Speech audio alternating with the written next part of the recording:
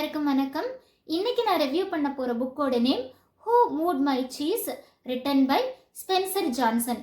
இந்த புக்கில் பார்த்தீங்கன்னா ஒரு 4 கேரக்டர்ஸ் இருப்பாங்கங்க.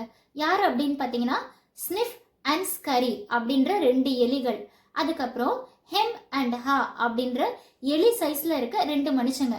இவங்க 4 பேரும் ஒரு மேஸில் இருக்காங்க. ஸோ அங்கே வந்து செக்ஷன் சி அப்படின்ற இடத்துல சீஸ் நிறைய இருக்குது. அதை சாப்பிட்டுட்டு இருக்காங்க 4 பேருமே. அப்போது 2 பேர் என்ன நினைக்கிறாங்க அப்படின்னு பார்த்தீங்கன்னா ஸ்னிஃப் அண்ட் ஸ்கரி, இந்த இடத்துல எப்போவுமே சீஸ் இருக்காது, ஒரு நாள் தீந்துரும் அப்படின்ட்டு யோசிச்சுட்டு அலர்ட்டாக இருக்காங்க. ஆனால் ஹெம் அண்ட் ஹா லெத்தாஜிக்காக அப்படியே இங்கே தான் நிறைய சீஸ் இருக்கே அப்படின்னு லேட்டாக வந்து சாப்பிட்றாங்க. ஒரு நாள் எதிர்பார்த்த மாதிரியே சீஸ் தீந்துருச்சு.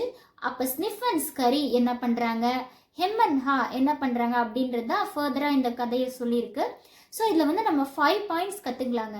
என்ன அப்படின்னு பார்த்தீங்கன்னா சேஞ்சஸ், அதை வந்து டக்குன்னு நம்ம அக்செப்ட் பண்ணி ஏன் பயப்படுறோன்னா நம்ம கம்ஃபர்ட் ஜோன் போயிருமோ அப்படின்றதுக்காக. அப்படி பண்ணக்கூடாது.